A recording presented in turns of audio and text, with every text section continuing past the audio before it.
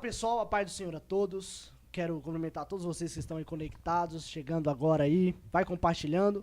Está iniciando mais um bate-papo teológico da Escola de Discípulos. Estamos aqui hoje para falar de um assunto magnífico, maravilhoso, que é os 10 mandamentos. Eu quero louvar a Deus pela sua vida que tem nos acompanhado, que Deus possa te abençoar e continue te abençoando através desses ensinamentos.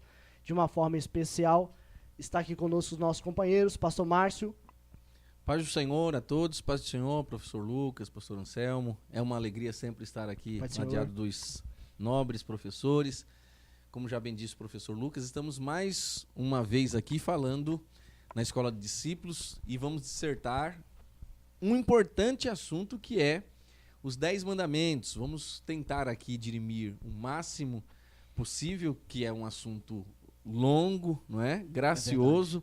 Dissecar, nós não seríamos prepotentes ao ponto de dizer uma besteira dessa, porém, vamos tentar aqui falar um pouquinho a respeito do que é a lei de Deus, como ela se fundamentou, a importância dela, e darmos aí talvez uma pincelada a respeito dos vigores dela hoje, né? Um negócio fantástico, fenomenal, e se eu fosse você, já compartilharia, marca alguém aí, esteja conosco, e é uma alegria em nome de Jesus. Pastor Anselmo. Olá a todos, estamos aqui mais uma vez na Escola de Discípulos, nessa aula interativa, nesse bate-papo entre amigos. Quero cumprimentar os meus companheiros e amigos, pastor Márcio Lopes, evangelista Lucas Campos. Não fique de fora, hoje o assunto está imperdível. Nós vamos falar sobre os 10 mandamentos, ok? Nós vamos falar um pouquinho sobre o período veterotestamentário, a lei que Deus entregou. Será que a lei era uma só? Como era a divisão da lei? O que está vigente hoje, o que não está vigente, o que o cristão deve guardar ou o que não deve. E para isso nós estamos aqui, tá bom? Não fique de fora, chame o pai, chame a mãe, pegue caneta, pegue lápis, faça anotação e venha conosco, embarque em mais uma viagem de conhecimento. Tá já bom? Perguntar, você já vai falar da caneta de do papel? praxe, tem que falar, né? Essa fala você é do não pastor pode perder este programa. Vai compartilhando aí, faça aquilo que o pastor Anselmo acabou de dizer, o professor Anselmo acabou de falar aqui. Vai compartilhando, vai chamando a família, e nós vamos agora falar sobre esse assunto. Nós queremos salientar mais uma vez que o nosso programa não é ao vivo, por mais que apareça ao vivo aí, porque trata-se de uma transmissão pelo Facebook, mas esse programa é gravado, por isso nós não respondemos as perguntas online, ok? Então é importante salientar, e também o pastor Márcio quer dar um recado para todos os nossos ouvintes aí, nossos telespectadores, internautas. Isso, lembrando, professores e vocês que estão nos assistindo, que os outros programas, as outras aulas, os outros bate-papos estão também no YouTube. Também. Né? Qual que é a página lá, pastor Anselmo? YouTube, Instagram? Isso, estamos no Instagram, estamos no YouTube, tá bom? Procure Escola de Discípulos, nosso canal no YouTube, também a Escola de Discípulos no Instagram e a nossa página no Facebook. Você quer acompanhar os links, as aulas que estão disponíveis ali na página, só ir lá, dar um clique e acessar. Tem diversos assuntos. Falamos ali sobre elementos judaicos no culto cristão, missiologia, tem a grande tribulação. Então, são assuntos que vai ficar disponíveis para você estar consultando. Então, não fique de fora e vai lá. Faça uma visitinha e divulgue também a nossa página. É isso aí. Glória a Deus. E aí, o senhor vai falar, pastor? Bom, mais do que isso, além de já estarmos compartilhando essas riquezas aqui convosco, hoje é a primeira vez que a gente vai falar sobre isso, até porque nós temos tido aí vários recados, porque sempre que a gente está falando, aparece aqui embaixo do vídeo os nossos telefones. Na abertura tem os nossos telefones individuais, só que nós trabalhamos juntos, somos amigos, estamos aqui, como já falamos, além de nós três, professor Lucas, professor Anselmo, professor Márcio, nós temos o Samuca, né? O nosso produtor, aparece aí o telefone de nós todos, você pode estar entrando em contato. E teve algumas pessoas, professores, que nos chamou aí pelo WhatsApp e perguntando a respeito de conferência, se nós damos conferência. Eu quero te responder, pastor, você que está nos ouvindo, de todo o Brasil. Nós somos residentes aqui em São Paulo, moramos em São Paulo, capital. Porém, nós estamos à disposição dos pastores, né, pastor Anselmo? Sim, né, Lucas? Para viajarmos aí norte, sul, leste, oeste desse país, divulgando a palavra de Deus. Pastor, eu gostaria de trazê-los aqui para dissertar durante um final de semana inteiro, 2 dias, a gente fazer aqui um intensivo, um simpósio, uma conferência, vocês vêm, manda-nos o tema, entre em contato conosco, né?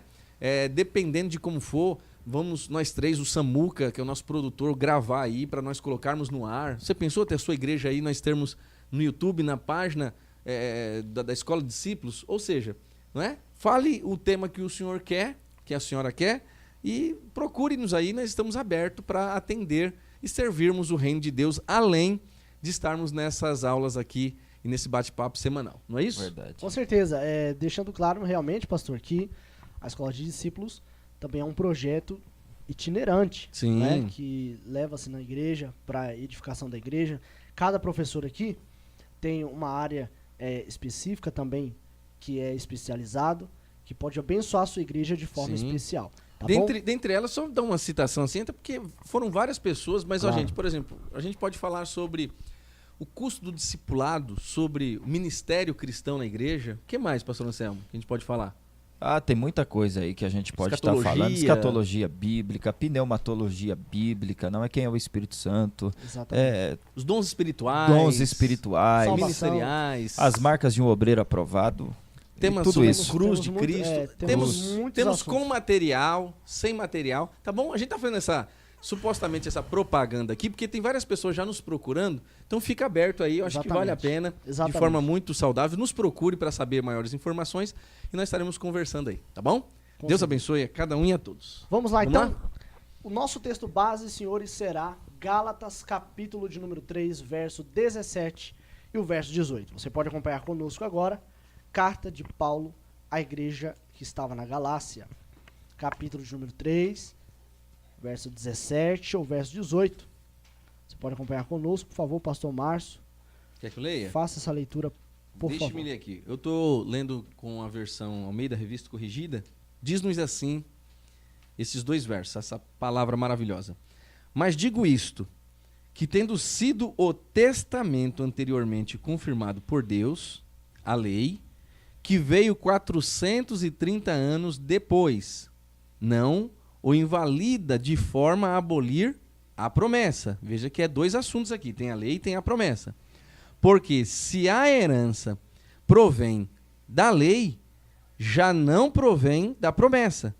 Mas Deus, pela promessa, a deu gratuitamente a Abraão. Ou seja, Paulo, quando cita esse trecho falando a respeito de lei, a respeito de promessa, é interessante que Abraão, ele viveu cerca de 2.000 anos antes de Cristo. Sim. Moisés, cerca de 1.500 anos antes de Cristo, né? E como nós falamos, a nossa aula hoje, nosso bate-papo é a respeito do decálogo, não é? Da lei de Deus dada através de Moisés, o chamado legislador de Israel. Porém, ele fala de uma promessa que fora feita a Abraão, o detentor da maior promessa do Antigo Testamento, né? Ou seja, nele veio toda a raça, no caso judaica, os hebreus, judeus, constituídos em Abraão, Isaac, Jacó, José, enfim. E aí as 12 tribos e depois Moisés. Só que Deus fez uma promessa para ele, a respeito dele sair de Harã, depois mudou o nome de Abrão para Abraão, Sarai para Sara. E ele recebeu essa promessa. Só que Paulo vai dizer que ela não cai em invalidação. Muito pelo contrário. Porque quando a lei vem 430 anos depois, através de Moisés, agora vem com uma nota como se ratificando coisas como a lei moral que Deus vai estabelecer, civil, cerimonial. A nação já havia crescido muito, né? Até porque antes de Gênesis 11 era um único povo, depois de Gênesis 12 tem-se as divisões, enfim. E aí vai crescendo, já passou-se mais de 400 anos, e Paulo está dizendo, uma não anulou a outra. Assim como lá em Mateus capítulo 5, né, que fala sobre não vir anular a lei, é isso? Isso.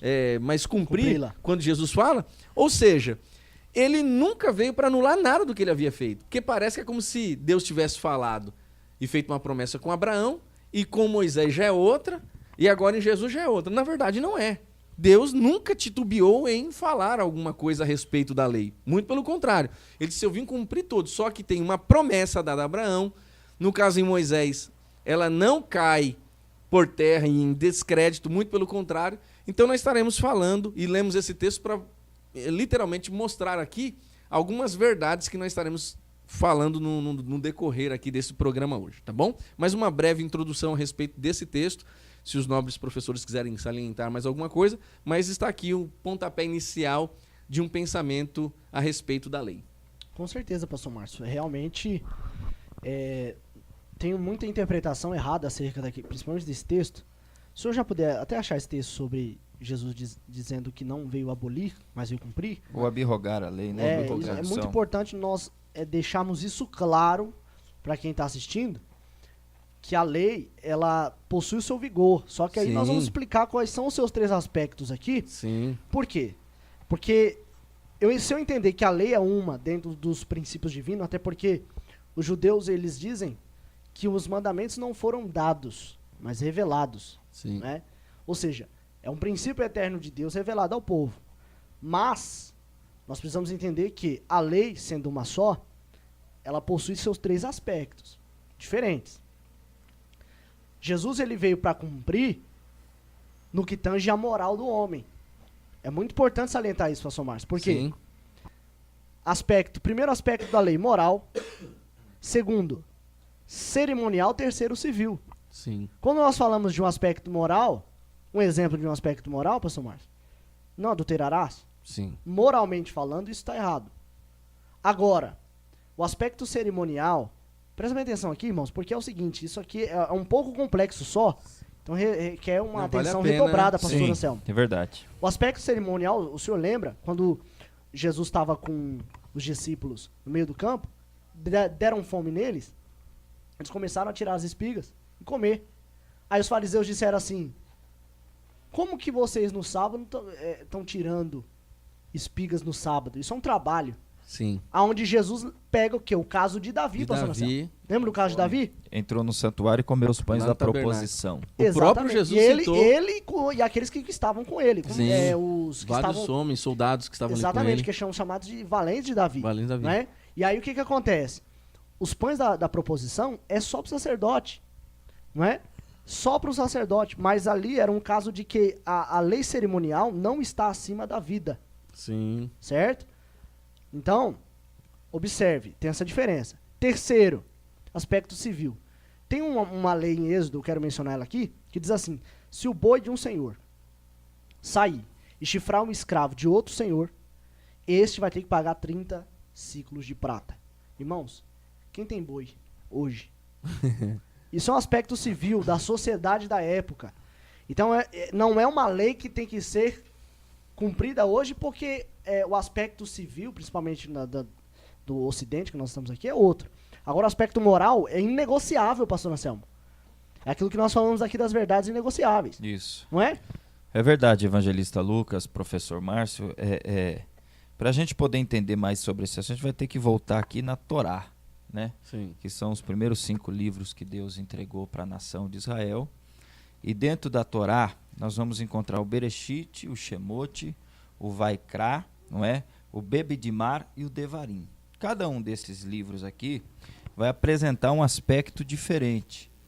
E a lei, como vocês ora havia dito, são 613 leis, né? Nós encontramos 248 preceitos, 365 proibições, porém, como o professor Lucas salientou aqui de uma forma coesa e precisa, a lei ela é dividida em 3 aspectos. O aspecto cerimonial, não é, que está ligada intrinsecamente com os ritos e os cultos que a nação judaica prestava a Deus. O aspecto cível, não é? É aquela que regulava o convívio do homem perante a nação, a sociedade, enfim. E o aspecto moral. E o decálogo, não é? Que significa, vem de deca no grego, e logos, as 10 palavras que Deus proferiu a Moisés, que nós transliteramos para o português como os 10 mandamentos, o cerne, o núcleo central do decálogo é o aspecto moral dessa lei. Aspecto moral. E tudo que regulamenta a lei moral, o comportamento do homem, porque quando nós falamos de moralidade, nós entramos no campo da ética, Sim. Não é verdade? E também nós falamos de moralidade, nós acabamos associando isso com a consciência. Por quê? Porque a primeira lei moral que Deus colocou dentro do homem foi a sua própria consciência. Sim. A consciência, ela faz o quê? Ela aprova ou reprova as nossas atitudes. É a lei moral que nos absorve ou nos condena. Então, essa parte, ou esse núcleo da lei que Deus deu ao homem, a lei moral, é exatamente isso, para que o homem pudesse estar em paz com a sua consciência e de uma forma bem primitiva, Claro. em paz com Deus. Sim. E é exatamente isso aqui que é os 10 mandamentos. Agora o que o Lucas falou, exatamente tem toda a razão, porque existem partes dessa lei moral, embora ela seja uma verdade inegociável, existe partes dessa lei moral que não é um mandamento vigente hoje. Sim. E nós vamos transcorrer isso ao longo da nossa aula. Então a gente precisa entender o que serviu para o contexto judaico da época e o que é contemporâneo. Porque senão é aquilo que o Lucas acabou de falar. Se um boi de alguém chifrar o escravo de outro, esse tem que pagar 30 ciclos, ok? Ou 30 moedas, 30 ciclos. E alguém tem boi? Ninguém hoje tem boi. É verdade, E era pastor? questão de se chifrar. Se matasse, o boi tinha que morrer. Tinha toda uma situação Exatamente, que é bastante interessante. Só que assim, inclusive, o texto que a gente falou sobre Mateus 5,17, sobre eu não vim abrogar, anular a lei, mas sim cumprir. Jesus cumpriu todas as 613 leis, conforme colocamos, os preceitos e mandamentos, proibitivos, e enfim, ele cumpriu cabalmente.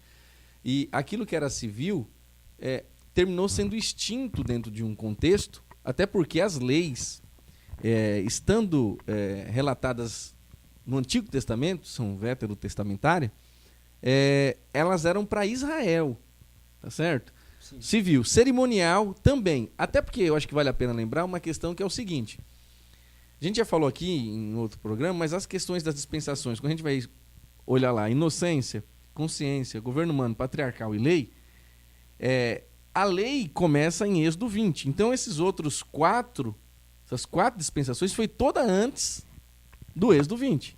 Então do Êxodo 20 até Lucas 24, até Atos 1, mais ou menos, quando Jesus vai ascensão, ali se dá literalmente a dispensação quinta, que é da lei. Então de Êxodo 20... graça. Aí da lei e começa a graça. Sim, então. Do Êxodo 20 até Atos dos Apóstolos, capítulo 1, vamos colocar assim, nós temos a lei. Ou seja, 1.500 anos durou essa dispensação. Então pegou muita gente e foi um negócio complicado. Porque a lei apontava essa questão da sujeira e tal. E se Jesus não tivesse vindo, estaremos até hoje tentando fazer sacrifícios e mais sacrifícios e não conseguiríamos cumprir. Tanto é, pastor, patinando. O senhor falou uma coisa importante, tanto é que tem um teólogo muito sábio, e ele fala o seguinte, que Atos, o senhor citou Atos e essa transição entre lei e graça, diz que o seguinte, além do livro de Atos, que foi escrito nos 30 primeiros anos da igreja primitiva, ele ser o manual prático de missões, ele diz que Atos ele é uma dobradiça, porque ele fecha os evangelhos e ao mesmo tempo está abrindo as epístolas. Mas ele falou que o papel mais importante desse único livro histórico do Novo Testamento, que é Atos, é o seguinte, que ele é um elo de transição, porque ele sai da lei e entra na graça. Os primeiros cristãos, eles saem de um rudimento do judaísmo para entrar no cristianismo. Então esse é o papel fundamental. Tanto que a igreja está se desvinculando, se desvencilhando ainda. Tanto que em Atos 15, o primeiro concílio que há, no ano 50 da era cristã, vão tratar literalmente do que vamos manter a respeito do que é lei judaica e do que é que a igreja vai colocar. Exatamente. Isso é fenomenal. Então você veja o que é um período de transição. E aí quando a gente fala hoje, e a gente precisa separar 3 tipos vamos colocar assim, 3 tipos de pessoas, para ficar bem entendido hoje, Lucas, que é aquele negócio. É o judeu, o gentio e a igreja. Antigamente, pastor Anselmo, quando se convertia ao judaísmo, se tornava um prosélito. Prosélito. Né? Então, todo gentil tinha que se converter ao judaísmo. Aí tinha aquele negócio da circuncisão, que era a marca. Que era obrigado para se participar, Exatamente. principalmente da Páscoa, a Da primeira festa Páscoa. judaica, né? Hoje, se converte ao cristianismo. Então, todo gentil, que a palavra gentil, na sua etimologia, significa povos, ou seja, não judeu, é povos, é gentil. Então, hoje, o gentil e o judeu, porque já não se converte mais ao judaísmo. Mas Exatamente. quem se converte a Cristo, ou seja, ao cristianismo, seja judeu ou seja gentil, se torna cristão.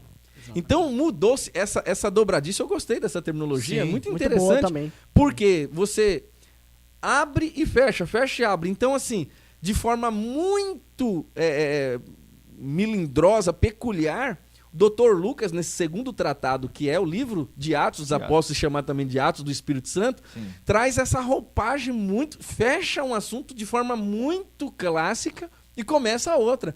Tanto que vem com dois grandes personagens, Pedro, da circuncisão, e Paulo dos gentios. Um apóstolo da circuncisão e outro dos gentios. Não é glorioso muito isso? Forte. Exatamente. Então, essa questão da lei é fenomenal. Então, por isso que a gente leu, inclusive, Gálatas, você vê como que a lei não deixou de ser relatada entre eles, em que inclusive está em nós. Aquela questão da consciência que Deus colocou, que é algo mais glorioso do que a consciência do homem latejando nele, quando ele sai do meio da multidão, porque nós não somos multidão. Quando estamos no meio da multidão, nós às vezes nos enganamos. Mas quando nós vamos deitar e estamos sozinhos, a nossa consciência só. E aí? Tem uma lei aqui. Um autor disse o seguinte, que o homem só é aquilo que ele é de verdade quando ele está sozinho nos seus próprios pensamentos. Sim. Exatamente. E você vê como que isso é profundo, porque o que acontece? Se a gente observar os mandamentos, o decálogo e as leis de Deus, nós vamos ver vestígios da própria lei já no Código de Hammurabi. Sim. Que veio muito antes da lei de Deus outorgada a Moisés no Monte Sinai. Por que nós vemos vestígios da lei de Deus dada a Moisés, dada ou revelada ao povo no Monte Sinai, no Código de Hammurabi, que foi um líder ali da primeira, uma das primeiras gerações, civilizações ali da Babilônia, acadianos e tal. Ou seja, ele foi um dos primeiros reis ali que conquistou muitas terras, tanto é que, na verdade, houve uma necessidade de criar-se um código devido às suas terras estarem crescendo. E está trazendo muito problema de convivência na sociedade e tal. E aí ele estabelece o Código de Hammurabi. Este código tem vestígios da lei de Deus, porque antes de Deus revelar, Deus já havia depositado dentro do homem, naquilo que nós chamamos de consciência. Sim. Aí o que acontece? A lei, ela é revelada somente para atestar de forma mais direta. Porque na consciência, na própria consciência, Deus, ele já... tem uma terminologia, né, uma frase, que diz assim que a consciência é a voz ativa de Deus dentro do homem. sim. Ou é o tribunal que quando fechar não tem mais jeito. Né? É o tribunal intrínseco dentro do ser humano. Então, a consciência, ela já tem a lei de Deus martelando ali naquilo que é moral e naquilo que não é moral. Porque se a gente discutir aqui o que é verdade e o que é mentira, nós vamos chegar num consenso. Mas se nós discutirmos o que é bom pra mim e o que é bom pra você, aí nós não vamos chegar num consenso. Vai ter divergência. Porque não atinge exatamente um aspecto moral, quando a gente fala de uma coisa que é verdade, é mentira, e aquilo que é bom e que é ruim. Então, a consciência era sempre regida desse aspecto, tanto que Paulo, ele explica muito isso, explora muito isso no capítulo 1, capítulo 2 de Romanos, falando sobre a consciência do homem, e falando sobre os homens que são chamados de indesculpáveis, devido Deus se revelar na natureza e na consciência, que nós chamamos de revelação, a chamada revelação subjetiva, geral, subjetiva, geral, para todos, e não específica, né? E não uma revelação dada a alguém especificamente, que é o caso de Abraão para frente. Então, tem um texto de Romanos que diz assim, que a morte reinou de Adão até Moisés, alguma coisa assim, não é? E aí o que acontece? Você pode ver que dentro desse aspecto nós vemos a separação daquilo que estava a lei dentro do homem, dentro da consciência, daquilo que é a lei atestada, escrita. Aonde nós vemos a necessidade de ter alguma coisa escrita em mãos daquilo que é certo ou errado. Por quê? Devido à tendência do homem esquecer o que tem que fazer. Sim, e aí Paulo vai falar também a respeito daquela questão de se a sua consciência lhe faz pesar a respeito de alguma coisa, nem faça porque é pecado. Ou seja, então você vê que essa questão dessa lei que Deus colocou em nós é um negócio muito forte, né? Não, eu acredito assim, com base naquilo que o senhor acabou de falar agora, a consciência é tão... o aspecto moral de Deus colocado dentro do homem, quanto também a forma com que Deus deposita no homem a inclinação de um relacionamento pessoal. Sim, porque tem coisa que pra mim é ruim, mas no seu caso não é ruim. Não é ruim praticar. Não estou falando realmente de pecados, sim, mas de práticas que realmente não ferem a moral. Então, eu acredito que a consciência é uma forma de Deus mostrar qual é o relacionamento que ele quer individualmente com cada um também. Com certeza. E é interessante realmente isso aí, né? Porque o Lucas estava falando sobre algumas verdades de Deus que são latentes na consciência do homem.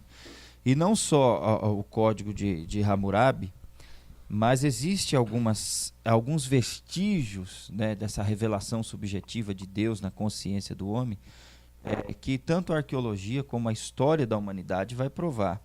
Né? Tem uma história muito semelhante à história de Adão e Eva, que é chamada as prosopopeias de Gilgamesh, que conta exatamente o mesmo relato que nós temos em Gênesis do que aconteceu, do homem sendo criado do barro, de Deus criar uma disjuntora, de um jardim peculiar que Deus plantou e colocou o homem para ali cultivar.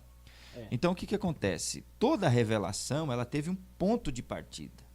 E esse ponto de partida veio de Deus. O pecado, o que ele fez? Ele desfragmentou, não é?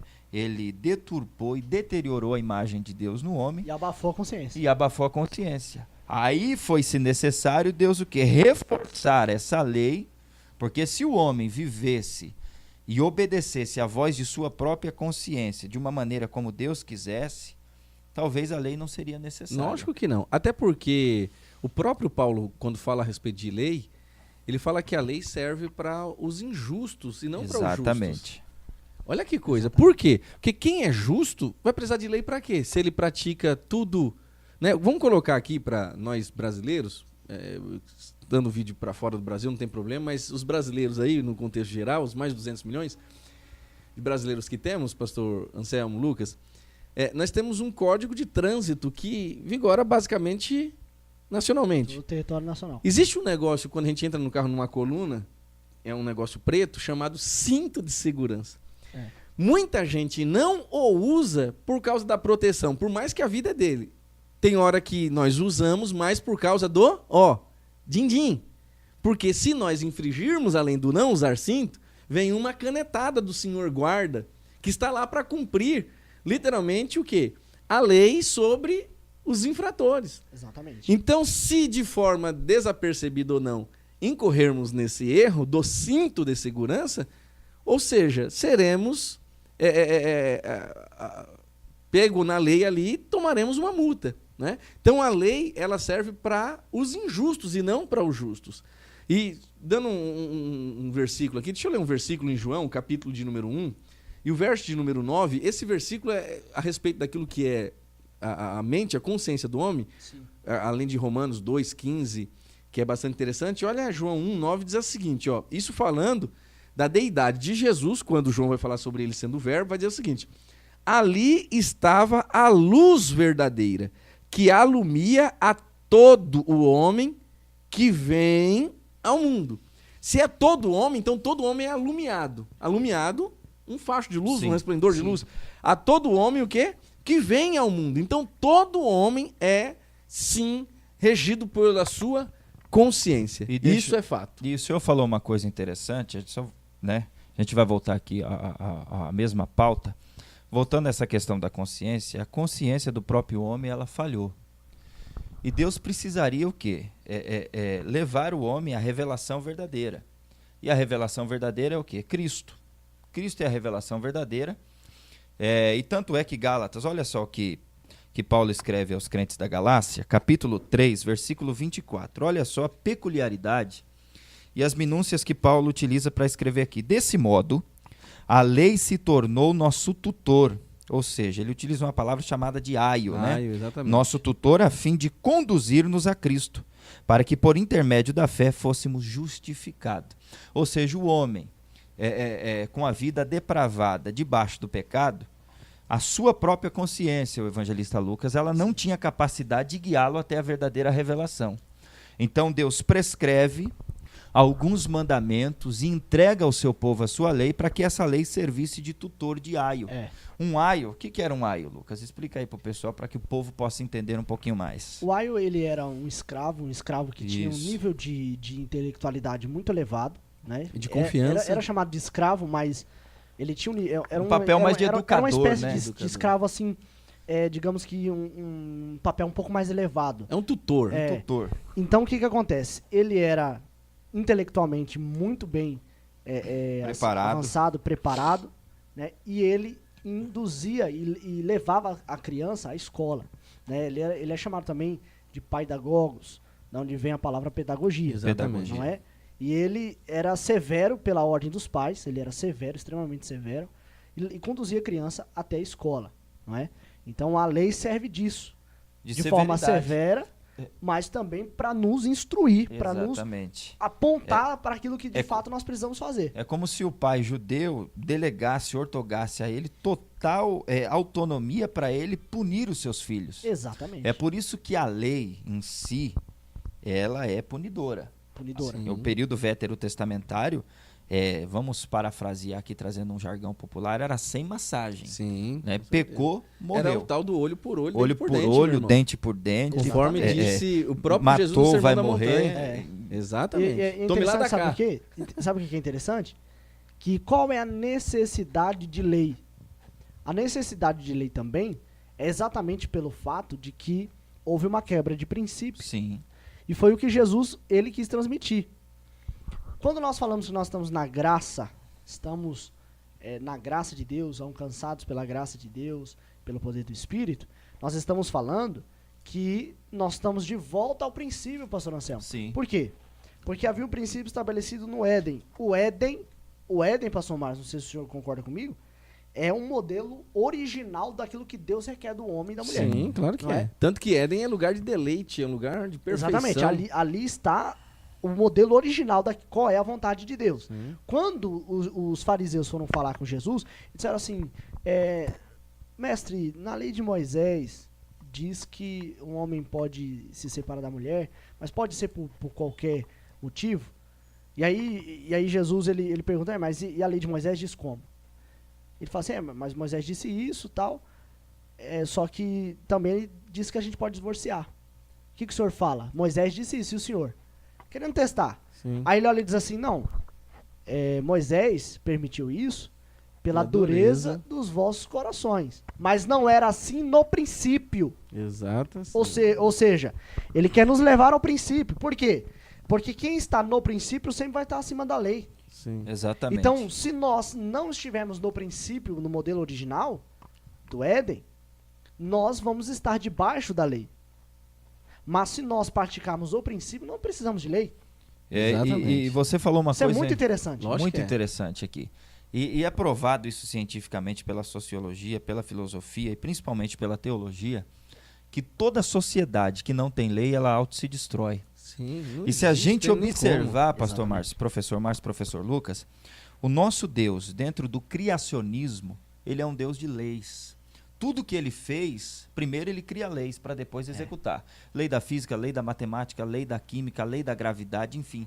Existem leis que regem o universo. Enquanto eu estou pregando para você, existem leis que estão regendo. Sim. Então, não só no período veterotestamentário, mas no neotestamentário também tem muitas leis. Sim. Dentro da própria graça.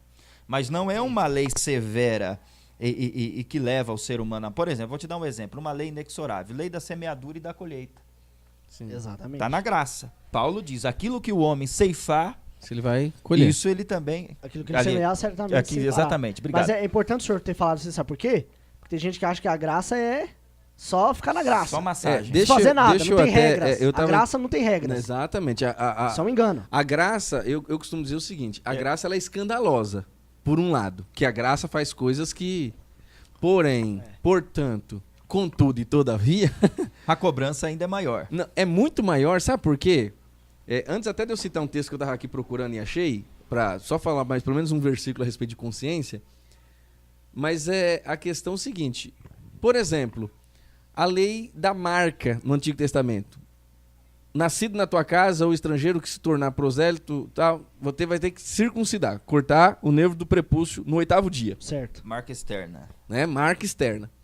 Só que isso acontecia uma vez. Doía, chorava, tá. E aí? Cicatrizou, acabou.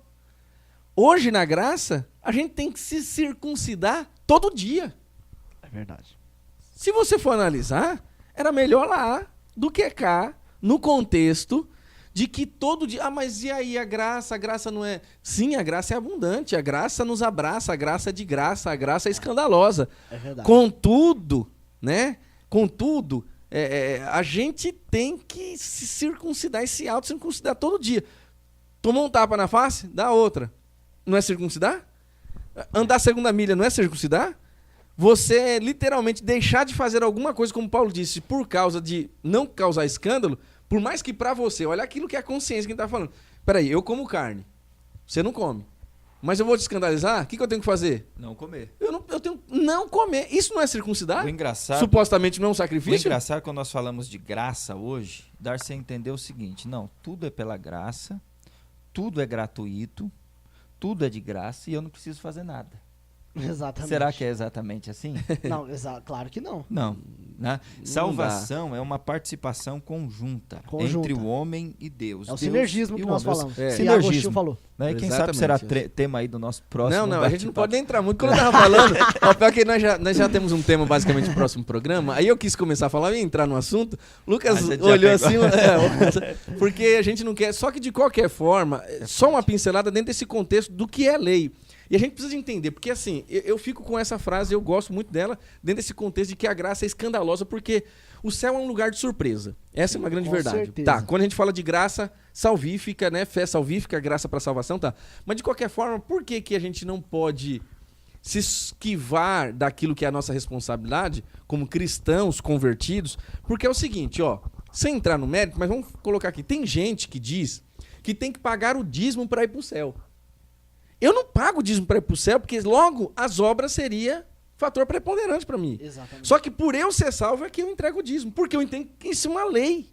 A bondade, a E é uma- generosidade e- do salvo. Tá, e por que eu falo do dízimo? O que eu faço evidencia o que eu sou. O que eu sou, nós fomos chamados para as boas obras, segundo Exatamente. Paulo diz aos Efésios, capítulo 2, verso 11. Só que mais do que isso, olha que coisa interessante. Por que eu estou, inclusive, falando do dízimo aqui, sem entrar nisso? Quem sabe um dia pode ser assunto. Mas por causa da lei, dentro de um contexto de voluntariedade, da questão da entrega, antes de haver lei, Abraão pagou dízimo para quem? Para Melquisedeque. Ou seja, não está aqui, meu irmão? Olha que coisa interessante. O que Jacó disse? Se eu for, tal, não sei o quê, e bem, tal, eu entregarei o dízimo de tudo. Peraí, mas e a lei? A lei foi colocada lá na frente. E aí? Então tem muita coisa que está aqui, meu irmão, e a gente precisa de entender. Só que mais do que isso, deixa eu só citar um versículo aqui. Aqui, ó, consciência. Quando a Bíblia muitas vezes fala sobre coração tem um termo dúbio, que é emoções e consciência.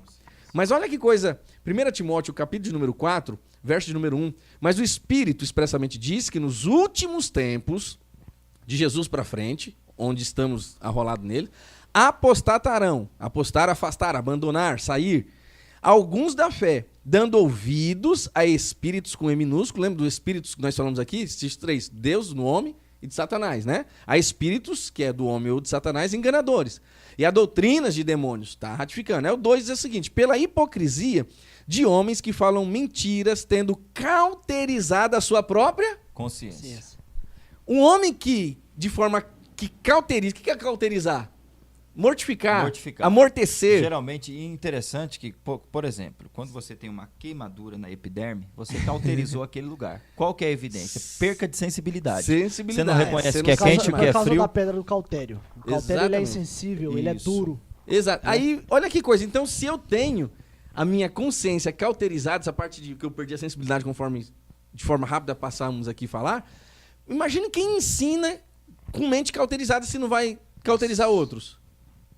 Então, e olha que o próprio, quem está falando aqui é Paulo, que é um pastor, um apóstolo, a outro pastor que é Timóteo, dizendo, olha, O Espírito é quem diz que apostatarão nesses últimos tempos. E não é o que nós temos visto, propriamente dito, alguns paganos, aí a gente já falou sobre o culto judaizante, a gente pega o decálogo aqui, alguns trazem ritos judaico para a igreja de hoje, colocando como regra. E como meio de salvação. Como né? meio de Não salvação. Só como regra. Aí, como a gente falou, inclusive, a respeito, comecei aqui, falando a respeito do negócio do dízimo, aí entra lá em 1 Coríntios 6 e coloca falando que os fornicadores, os sodomitas não entrarão e os ladrões. Aí vai para Malaquias 3,10 e quem dá o dízimo é ladrão. E aí diz, ó, se você não dá o dízimo, você não vai para o céu. Isso é cauterizar, mais do que cauterizar, é manipular. E ainda coloca o nome de migrador, cortador, devorador. Que é uma coisa só, mas ele multifaceta ali. E coloca tudo como demônio, né? É como demônio. Eu não nunca tem vi nada a esse- ver eu nunca com vi esse aquele tipo de contexto.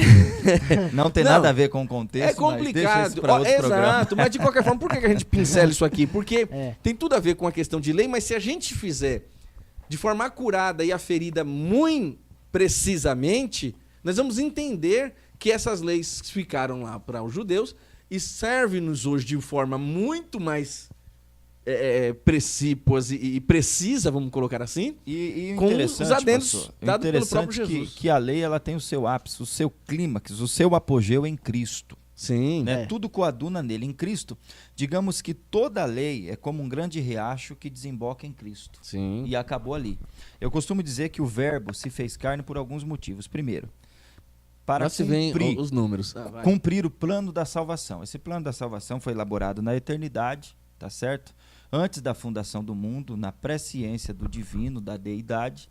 Efésios 1:4. Isso, aí Gálatas diz o quê? Vindo à plenitude dos tempos, Deus enviou seu filho, nascido de mulher, nascido sob a lei. Ok? Ele veio primeiro, cumprir o plano da salvação. Segundo, ele veio revelar o Deus conosco, o Emmanuel. Porque Mateus até 1:23. no período veterotestamentário, tudo era teofania. Era uma voz que falava ao ouvido de Samuel, uma chama de fogo, um anjo aparecia no meio delas, comunicava com Moisés, Com Josué, visões teofânicas, Sansão, enfim. Jesus veio face a face e diz, eu estou aqui, eu e o Pai somos um, quem me vê a mim vê o Pai. Saí do Pai e entrei no mundo, resumido. Só que um dos terceiros aspectos, ele veio cumprir a lei. Nenhum homem do Antigo Testamento podia cumpri-la. Tanto é que existe uma promessa, se vocês puderem me ajudar aqui, que aquele que cumprisse a lei não teria o seu corpo deteriorado ou consumido pelos germes da terra. Quem fala isso é Pedro em Atos. E a gente vai ver que nos 3 dias em que o corpo de Cristo esteve sem vida, nenhum germe da terra não houve ali deteriorou, não uma entrou em deterioração de decomposição. Por quê? Porque a lei prescrevia a perfeição e só alguém perfeito poderia cumpri-la. Exatamente. Olha um amém aí, irmão. Glória a Deus. Ó, Não, e muito a bom. graça, ela tem regra sim. Claro que não é pelas regras que eu sou salvo, mas a graça me faz cumprir essas regras. Até porque Jesus ele sempre deixou claro que a lei é ir até a metade. E a graça é exceder. É sempre ir mais, é sempre ir além. Né? Sobrepujar. Tem um texto tão maravilhoso que eu estava mencionando aqui agora, sobre o casamento. E Jesus ele libera uma palavra, no capítulo 19, verso 12 de Mateus, ele diz assim, ó, porque há eunucos que assim nasceram do ventre da mãe. E há eunucos que foram castrados pelos homens. E há eunucos que se tornaram, castraram a si mesmos por causa do reino dos céus. Quem pode receber isto, receba-o. Então, Jesus está dizendo assim, quem pode entender o que eu vou falar agora, então entenda. Porque, na verdade, quando ele fala sobre o eunuco, ele se abstém dos prazeres sexuais, mas, na verdade, ele pega a figura do eunuco para falar sobre um homem que se casa. E aí ele diz assim que o eunuco que nasce desde o ventre da mãe, como Jesus está dizendo nesse texto aqui, por quê? Porque ele já tem os seus casamentos arranjados pelos pais, as famílias já faziam acordo entre si. Depois ele fala também sobre os eunucos que são eunucos por causa dos homens, ou seja, porque também são casamentos impostos pela sociedade. Agora o terceiro grupo, ele diz que há eunucos por causa do reino dos céus, que eles a si mesmos são eunucos, se castraram a si mesmos. Por quê? Porque eles querem manter a fidelidade do princípio. Sim. E não se separar. Por uma opção. Então, assim, é um assunto que a gente pode falar outro dia, mas é muito sério isso. Porque verdade, a gente fica falando, verdade. o divórcio, não sei o quê. Isso aqui é muito sério. Só que Jesus sempre fala sobre ir além, exceda. Se a vossa justiça não exceder a dos escribas e dos fariseus, de modo nenhum herdareis o reino dos céus. Por quê? Porque eu tenho que ceder. é interessante, sabe o quê? Aquele texto da oferta, quando diz assim, quando for trazer uma oferta no altar, e você lembrar que você tem alguma coisa contra o seu irmão, deixa a oferta perante o altar, volta, reconcilia com o seu irmão, pega a oferta e sacrifica. Isso é ir além. Por que ir além? Porque o texto, presta bem atenção no que eu vou falar aqui, o texto... É Mateus 5, né? O texto da lei, que pede para trazer ofertas no altar, não está dizendo nenhum tipo de regra ou padrão para pedir perdão, pastor Márcio. O texto da lei, que diz para sacrificar, não diz assim, vai pedir perdão, depois traz. O texto da lei diz assim, traz a oferta, os padrões da oferta é esse, e traz a oferta e acabou. Ir além é além de fazer aquilo que a lei pediu, fazer aquilo que a graça me pede. Porque a lei não falou assim, vá lá e se reconcilia com seu irmão. A lei disse quais são os padrões da oferta. A oferta tem que ser trazida. Só que ir além, que era o que os fariseus não faziam, é antes de deixar a oferta no altar, reconciliar com as pessoas. E outra, ter bom padrão de convivência com as pessoas. Então Jesus está dizendo, vai além, traz a oferta nos padrões da lei, mas faça além disso. Vai lá e peça perdão pro irmão que você está com algum problema. Depois você traz a oferta. E eu vejo aí, professor Lucas, uma singularidade muito grande, porque o texto diz o seguinte, se você for entregar a tua oferta no altar e te lembrares que o teu irmão tem alguma coisa contra ti, exatamente, vai, reconcilia-te com ele e depois vem e entrega a tua oferta. Não é você com ele, é ele com você. É ele com você. Então, quer dizer, mesmo que eu não tenha nada, e se eu suspeitar que alguém tem alguma coisa contra mim ou se ofendeu, é o que a graça está pedindo. Só que o texto da lei não fala isso. Não fala isso. O texto da lei fala, o padrão da oferta é assim, o animal sem mancha, exatamente, sem mata e etc. Exatamente. Só que eu vou além. Eu não vou fazer só o que a lei me pediu. Questão moral eu vou além disso. Vai muito além. E é o caso, por exemplo, Noé ele está na dispensação que nós chamamos ali de consciência ainda. Ele é a transição também entre a consciência e o governo humano. Só que ele está na graça, Noé está na graça. Por quê? Porque se você pegar o texto que Deus falou com Noé e deu as diretrizes para eles assim, será salvo tu e a tua família. O plano é para você e para sua família. Já Pedro chamou ele de pregoeiro da justiça. Então Deus mandou ele salvar a família. Só que ele, mesmo assim que Deus falou que é só para ele e para a família dele, ele foi anunciar. Ou seja, Deus não mandou, mas ele fez além. Ele fez além do que foi pedido para ele, o que foi imposto para ele. Ele excedeu. É aquilo que Jesus vem trazendo. Exceda. Faça além. Pediu para caminhar uma milha, caminhe duas. Não é? É aquele tal do servo inútil, pediu né? Se você fizer, se você fizer só o que lhe foi mandado, você é inútil. É inútil. Mas fazer além. Você tem que ir além. E isso em todos os sentidos daquilo que é servir e principalmente daquilo que é imposto como lei. Então, fazer o ordinário, você é um servo ordinário. Fazer o extraordinário é o que está dentro daquilo que Deus coloca em nós, cristãos. Então, todo cristão convertido deve ir além. E é bom a gente colocar agora sobre o momento em que Moisés recebe de Deus o decálogo. Vamos entrar agora no cerne. Vamos lá. Você que tem Bíblia aí, acompanhe comigo o livro do Êxodo. Eu queria salientar uma coisa aqui, pastor, porque o senhor falou sobre os nomes do Pentateuco, dos 5 primeiros livros da Bíblia em hebraico. Temos aqui Bereshit, Shemot, Vaikra, Bemidbar e Devarim. Esses são os nomes originais no hebraico de Gênesis, Êxodo, Levítico, Números e Deuteronômio. Esses nomes aqui são tirados da primeira frase do livro. Bereshit, bara Elohim, Eretz Hashamayim, Vet Haaretz. Então, Bereshit é tirado para dizer no princípio, nome de Gênesis. E assim por diante. Só que no significado, Bereshit é no princípio. Shemot é os nomes. Vaikra, ele chamou, ou convocou. Bemidbar, no deserto. E Devarim, as palavras. Então, dentro desse Pentateuco, os judeus dizem que há já uma mensagem dentro do nome. Porque assim, Bereshit no princípio, Shemot os nomes, Vaikra ele convocou, Bemidbar no deserto, Devarim as palavras. Ou seja, no princípio. Ele convocou os nomes no deserto para lhe revelar as palavras. As palavras. Muito bonito, muito bom. Ótimo. Agora, Gênesis 32:15, tá bom? Você que tem a sua Bíblia aí, acompanhe comigo. Né, lá no Shemot, como ele disse, ou Gênesis não, Êxodo, perdão. Êxodo, capítulo de número 32, versículo 15. Vamos lá? Então Moisés desceu do monte, trazendo nas mãos as 2 placas de pedra, não é? Com os mandamentos escritos por Deus dos 2 lados de cada pedra. Então, Moisés desceu do monte, trazendo 2 placas de pedra com o decálogo. As 10 palavras, não é? Aseret Had Devarim, escrito. As 10 palavras que Deus deu a ele, escrito em 2 tábuas de pedra, porém, um dado importante, era dos dois lados. Dos dois lados, das duas frente faces. e verso de cada tábua. Geralmente, quando a gente vê algum tipo de réplica ou exposição, a gente só vê 2 tábuas e escrito 5 em cada uma delas, porém, Exatamente. só na parte frontal e não no verso. Mas se você olhar o texto original, tá bom? Você que não sabia isso, para isso que estamos aqui, Escola de Discípulos. Foram 2 tábuas de pedra, porém elas foram escritas tanto frente quanto verso. Uma outra colocação que nós queremos colocar aqui é a respeito do dedo de Deus. Isso é interessante. Porque às vezes a gente vê algumas pessoas, não, que Deus pegou o seu próprio dedo e escreveu lá nas... Realmente é isso que a Bíblia diz, porém, nós devemos entender a linguagem que a Bíblia está aplicando ao assunto. Isso é uma metáfora. Uma metáfora, é um antropomorfismo, né? Atribui Deus formas e características humanas, que Deus é espírito. João 4:24 diz que Deus é espírito. Como que Deus é espírito e tem dedo para escrever? Então já começa por aí. Agostinho de Hipona, que nasceu em 354 depois de Cristo, 4º século, meados do 3º ao 4º século, foi um grande teólogo, tanto é que João Calvino, Martinho Lutero se espelharam nas ideias de Agostinho de Hipona.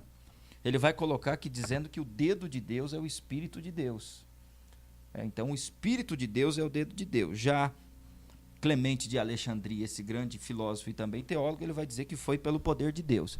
Então, nós não sabemos que forma ou de qual foi a maneira que Deus se utiliza para escrever naquelas tábuas. Nós sabemos que Deus gravou naquelas pedras, tá certo? E nós entendemos que foi pelo poder de Deus. Eu queria deixar essa colocação. Algum acréscimo aí, gente? Não, é muito interessante o que o senhor falou, para a gente saber diferenciar essa linguagem textual, né, que há em uma colocação no texto e outra. Porque nós temos que entender e saber interpretar o que é figurativo, o que é literal, o que é simbólico. Nós falamos de antropomorfismo e falamos de antropopatia, nós estamos falando de uma linguagem muito importante para a nossa compreensão sobre Deus. São atributos humanos dado a Deus, quando a gente fala dado a Deus no contexto, só para a gente entender. Compreendê-lo. Né? Só para a gente compreender. Devido à Esse nossa negócio limitação. de que Deus abriu o mar com o sopro das suas narinas. Deus não tem narina. O Senhor está sentado no alto sublime trono e a terra é o estrado dos seus pés. Deus cheirou não tem pé, o sacrifício suave do sacrifício de não Noé. Está com o ouvido agravado, a mão encolhida.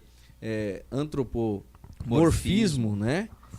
Ou formismo, que vem de antropomorfos, do grego, que é literalmente assumir essa forma, né?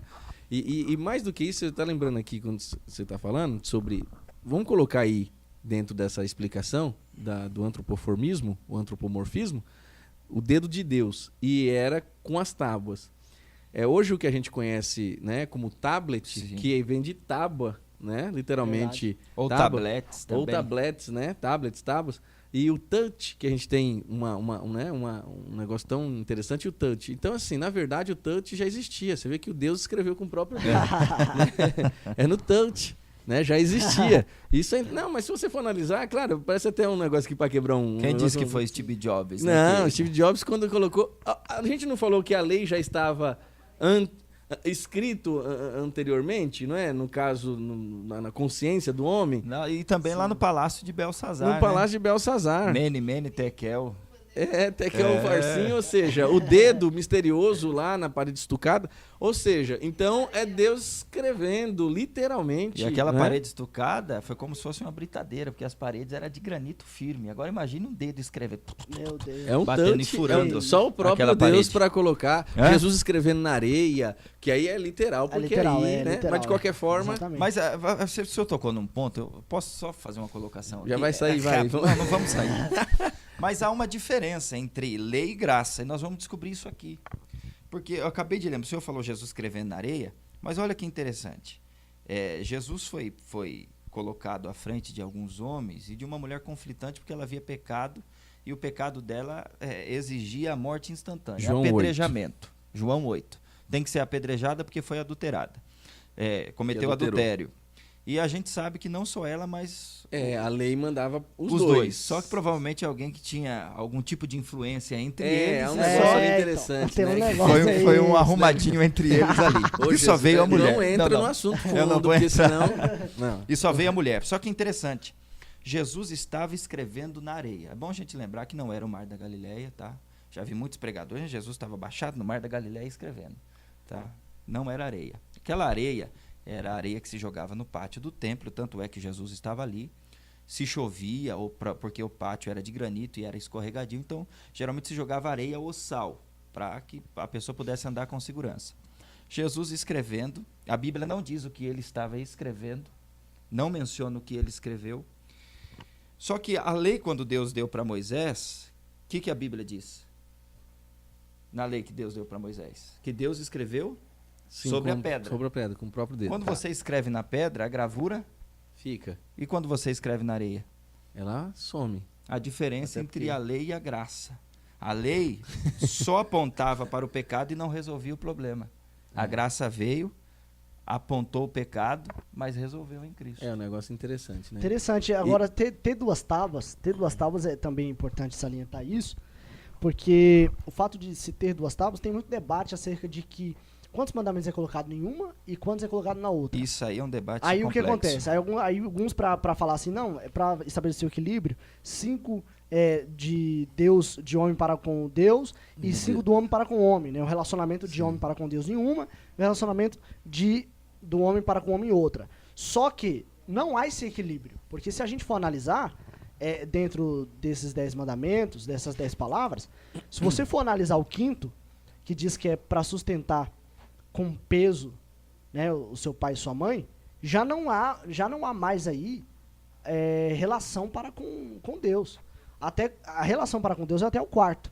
Então aí se adotada a interpretação de Calvino de que são 4 mandamentos numa tábua e 6 na outra.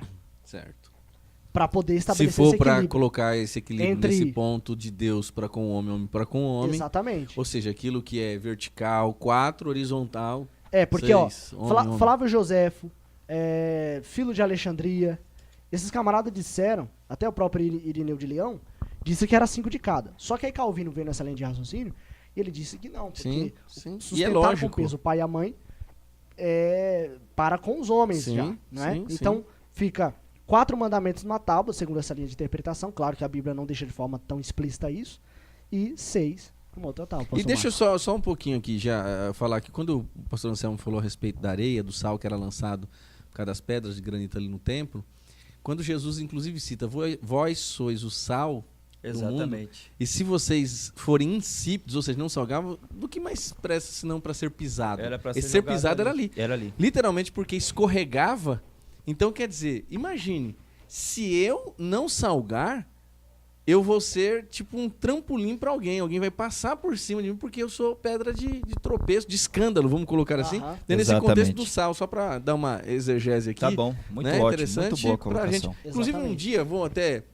Não digo já o próximo, porque a gente já tem até um tema, mas para os próximos a gente vai até fazer um programa de exegese, hermenêutica, interpretação, pegar esses textos assim, que são interessantes. Tipos da Bíblia. É gostoso. Muito bom. Pra gente falar. Esse negócio do sal, para sustentar, para ele não cair, nós temos aí, muito forte. Muito forte. Forte. Bastante coisa. Mas vamos lá, então, a questão do voltar. Vamos tocar mais alguma coisa? Nós estamos rodando tudo aí. Não, mas ó, já o negócio tá bom, tá bom. A gente tá falando de sal, tá falando de mandamento. Mas o importante é que a gente tá sendo... a gente já fala de tudo. Quase uma hora que a gente tá falando. Gente, mas é isso aqui. Isso é escola de discípulos. Isso é escola de discípulos. A gente tem uma pauta, mas de qualquer forma tem hora que a gente sai assim, porque é gostoso. É as iluminações no meio do caminho aqui. Exatamente. Que são muito toques interessantes. Ainda mais o pastor Márcio dando de bege, aí é benção de... Olha, tá de bege, aí é benção demais. Deixa eu só pontuar aqui de uma questão, quando o senhor leu a questão de Êxodo, capítulo 34. Vamos lá. É interessante que, na verdade, Deus já havia dado as pedras para Moisés lá anteriormente, em Êxodo 24. Sim. Né? Ele quebra, tal, aí ele tem que subir e de novo, e com outras pedras. É interessante que quando Deus manda ele subir para o monte, as pedras já estavam lá. Só que depois ele desce, quando ele vê, no arraial uma festa ímpia, porque já haviam, né, feito lá um bezerro, ele quebra com a indignação. Você vê que ele passa 40 dias com Deus, mas ele fica indignado. Olha que coisa. Uma certa vez eu ouvi um grande e nobre pastor dissertando uma mensagem, e eu acho que vale até a pena citar aqui o nome dele, só que citar, mas eu vou pedir a ajuda dos meus amigos aqui.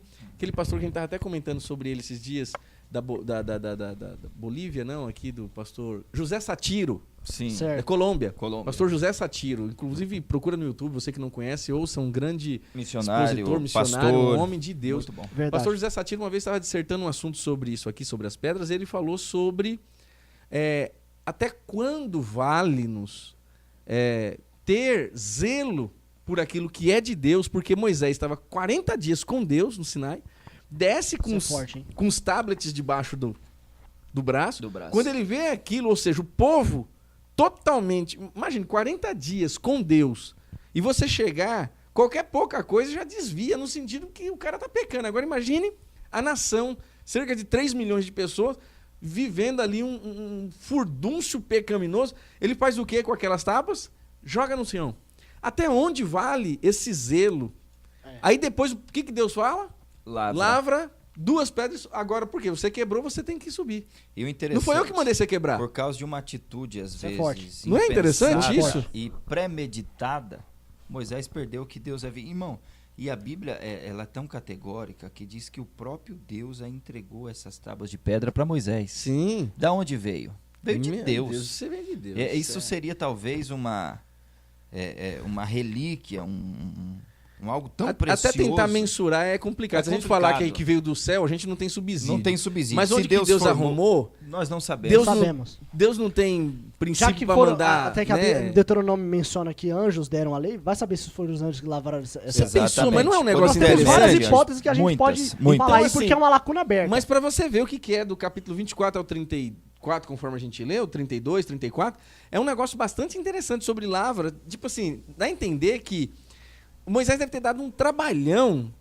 Você pensou pegar aquelas pedras, polir, arrumar do jeitinho que Deus... Aí passar mais 40 dias e aí tal. Ou seja, e Moisés se indignou com o povo que não era dele, que lá atrás ele havia dito para o Senhor, quando o Senhor disse, eu vou acabar com todo mundo. Porque isso aí, eles são perversos, são terríveis, são promíscuos. O próprio Moisés disse, não faça isso, ou então risco meu nome do livro da vida. Aí depois ele mesmo se indigna. Porque ele passa um tempo com Deus, ele desce com aquele sentimento de santidade, porque santidade não é separação, ele se separa, fica com Deus, e ao mesmo tempo o senso dele, humano, termina se exaltando ali, ele quebra. Então ele tem que voltar e fazer. Aí Deus vai mais uma vez e faz o quê? Escreve tudo de novo. Meu irmão, isso é fantástico. Então, cuidado, a lei ela é tão assim, perigosa. Vamos colocar assim, eu vou colocar esse lado... da lei perigosa.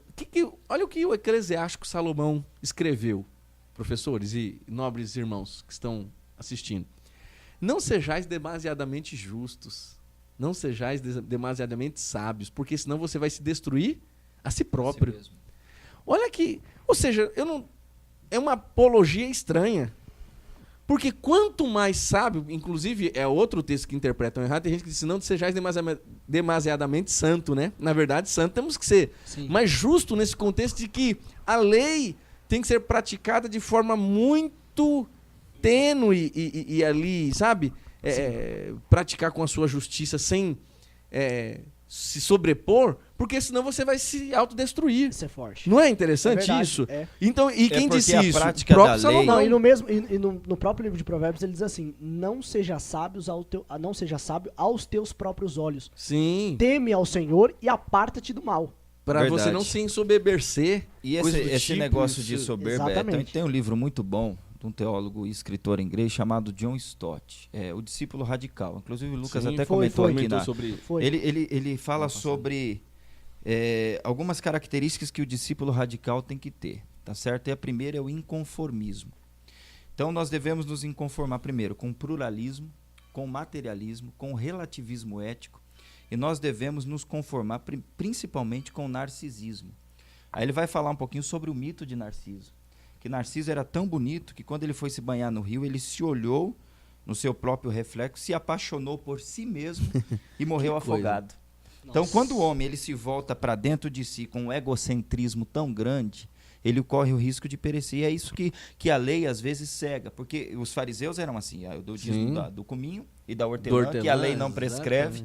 Eu oro em praça pública, sou visto por todo mundo. Jejum 2 vezes por semana. Então, quer dizer, ele está alimentando o seu próprio eu e não glorificando a Deus. E é isso que a lei faz com o homem. Mas pra você ver o que é o egoísmo, primeiro para mim, egocentrismo, eu no meio. E o pior, a egolatria.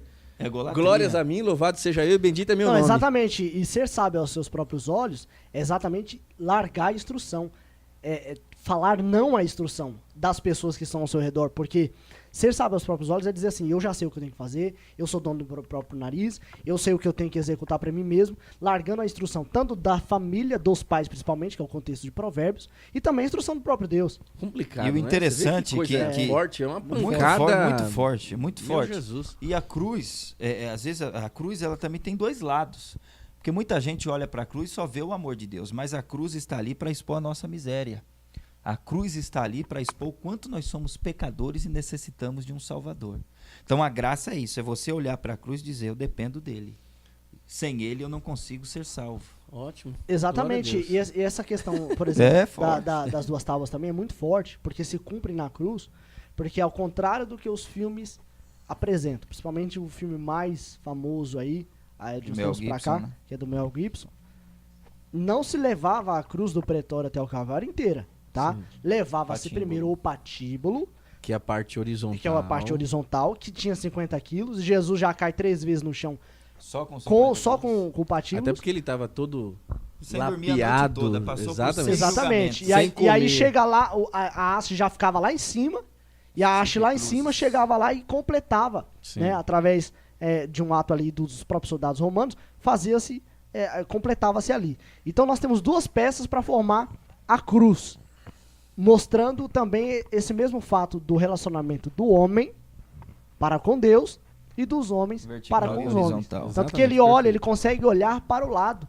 Quando o ladrão olha para ele, diz assim, lembra-te de mim quando vieres no teu reino. Ele consegue olhar para o lado e dizer, hoje mesmo estará comigo no paraíso. Muito forte, muito forte. Meus irmãos, vamos partir então para o decálogo, vamos tentar aqui dar umas pinceladas, porque só essa introdução, queridos, nós esperamos que esteja sendo proveitoso para vocês, né? Inclusive, curta, comente, compartilhe. Só lembrando, mais uma vez, o programa não é ao vivo, tá bom? Mas esperamos que seja aí enriquecedor. Nós temos, olha quantos versículos e textos e pensamentos nós já citamos aqui a respeito de lei, porque a lei é muito interessante. Mas tratando do decálogo, os 10 mandamentos, nós temos muitos nãos aí, né? Pelo menos 8, sobre... Sim.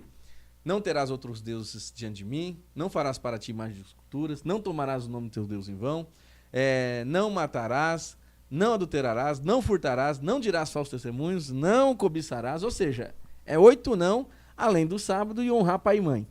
São 10. 8 negativos e 2 positivos. 2 positivos, um com a questão do sábado e o outro do honrar o pai e mãe, que tem esse alerta, né? Então veja como os nãos estão inseridos na vida do homem. Você quer ver? Quando eu penso sobre essas questões dos nãos, porque às vezes o não de Deus, na verdade, é um grande sim. Né? Nós temos aquele costume de que aprendemos sobre as respostas de Deus, que é sim, não e espera. Só que às vezes os nãos de Deus é um negócio bastante interessante. Por exemplo, o Salmo de número 1, ele vai trazer um monte de não ali. Bem-aventurado é o homem que não anda. Bem-aventurado é o homem que não se detém. Bem-aventurado é o homem que não se assenta, né? Ou seja, que não tem nenhum tipo de cumplicidade com os ímpios. Sim. Então é não, não e não. Então, muitas vezes, as bem-aventuranças não é sim, sim, sim. É não, não, não. Não, e o senhor, pastor Márcio, o senhor tá terrível hoje. Tá terrível. O senhor tá terrível. Sabe por quê? Porque é o seguinte, essa questão do não, nós temos que entender o não, porque a questão não é só ver não, é entender o não de Deus. Sim, porque da o forma não correta. Não é tão negativo assim, não, né? Porque esse não é um não de privação, mas de provisão, que é o mesmo não falado no Éden também. Sim. Porque quando ele diz assim, não comerás, se não morrerás. Aí o que acontece? Qual é a função de Satanás, da serpente? É interpretar errado o não. Porque enquanto o não de Deus é provisão, a serpente vem e diz assim, não, Deus sabe que no dia que vocês comerem, Certamente vocês vão serão como eles, não morrereis. Mas então, Deus você sabe ver que vocês vão ser com Então, como quando a lei eles. diz não, como você está falando, não é proibitiva propriamente dito, mas... Pra privar de prazeres. Pra privar, exato. Mas pra prover. Pra vida. prover, o que dá a entender que é negativismo, né? Exatamente. Não, você imagine um pai que conforme disse Jesus, vocês que sois mal, sabei dar boas coisas aos filhos, quando a gente diz não, eu tenho 2 filhos, né? Pastor Anselmo tem 2 filhas. 2 filhas. Só o evangelista Lucas que ainda não tem. Eu sou filho. Ele é filho só. Sou filho. Mas, enfim, o senhor diz não para suas filhas Sim. no contexto de sempre só querendo... Sempre não, mas vamos dizer assim, quando você diz não, deixa eu melhorar aqui. Quando você diz não, é para querer o mal dela? Não. É sempre para querer o bem. bem. Então, um não, só que a criança sai chorando. Nós somos essa eterna criança porque somos filho de Deus. Às vezes nós recebemos um não e a gente fica lá borocochô, como dizem, né? Aham. Então, mas esse não é proibitivo ao ponto de nos tirar Punir, alguma nos coisa. punir. Não é privação, mas é provisão. provisão. Não é privação, é Maravilhoso, provisão. maravilhoso Então, isso aí. entenda isso. Você que está nos assistindo agora, eu sinto de dizer uma coisa. Esse não de Deus para sua vida não é privação. É provisão. E o interessante também é que esse não confronta, né?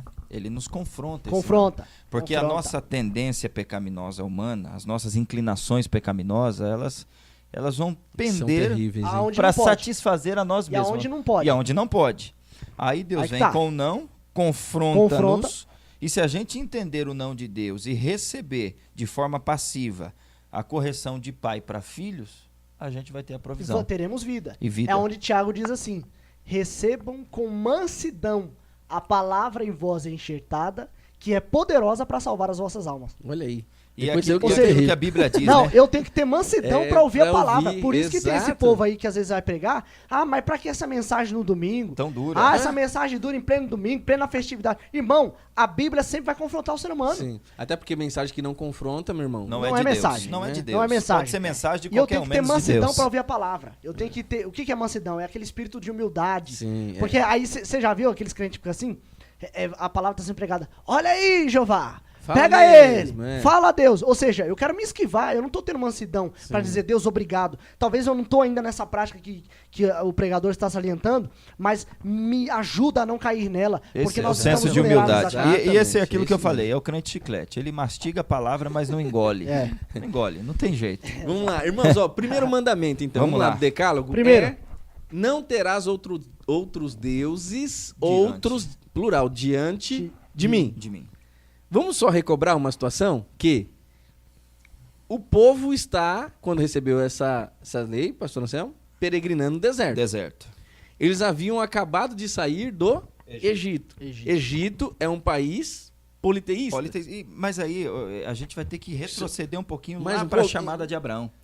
Porque se a gente for pegar o povo Israel, ele sempre viveu em 3 grandes lugares. Abraão veio da Mesopotâmia, o povo foi formado no Egito e foi introduzido na Canaã. terra de Canaã. Certo. Tá certo? Cada uma dessas terras aqui era politeístas. Sim. É. Até porque o próprio Abraão era fabricador, né? O Fabricante Tera, pai de Abraão. Tera, e automaticamente ele É, dá-se porque, a se, entender porque se a gente que for ele analisar a história bíblica, fabricante de o ídolos. politeísmo, depois do governo, na parte do governo humano, ele vem primeiro que o monoteísmo. Que o monoteísmo. Sim.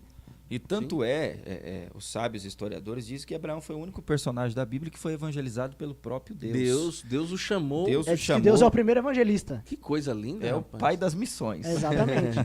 Não Né? tinha como E se a ser gente for diferente. ver lá, Mesopotâmia, que significa entre rios, ficava entre o rio Tigre e o rio Eufrates, uma estreita faixa de terra, onde hoje atualmente é o Iraque. O Iraque, Então tinha muitos deuses ali, principalmente Babilônia, Ur dos Caldeus, Abel. Babel, né? Bel era um deus, Marduk, que era também chamado de Merodach, Temos a Síria, o Egito. a Síria. O Egito principalmente. O Egito era... O Egito ali, o era Egito fabricante, o basicamente. Egito e a Babilônia é o berço do berço- politeísmo. berço do do- politeísmo. Tanto Exatamente. que lá no Egito era conhecido como a terra dos deuses. Isso, exatamente. Né? é. A palavra que me foge agora, Taneteru. Isso, o Taneteru. Taneteru. Taneteru. Os egípcios A chamavam terra isso dos deuses. Taneteru, a terra dos deuses. Porque tinha muito Osíris, Ísis, Órons, Méfis, Tebas, Amon, Deus Ra, que era o sol. Tanto é que quando Deus ele manda a escuridão que diz que era palpável, ele está confrontando Ra. Vocês vão ver se a luz por isso do que sol vai brilhar as aqui 10 hoje. pragas para confrontar Cada as um 10 tipo de deuses divindade da no sua Egito. divindade. E não que só tivesse 10, é que Deus fez 10, terminando com a questão da morte dos primogênitos, porque senão ele ia ficar lá. E é interessante que, como era politeísta, era muitos, Deus disse assim, deixa eu falar um negócio. Na verdade, esses são inventados pelos homens e estão lá. E como o homem tem desejo e necessidade de adorar, só que Deus disse, agora deixa eu falar para vocês saírem daí, cerca de 3 milhões de pessoas, só existe um Deus. E esse umzinho sou eu. Só que por isso que quando ele diz o eu sou para Moisés, quando ele vai descer, eu sou é o quê? Eu sou tudo que você precisa que eu seja.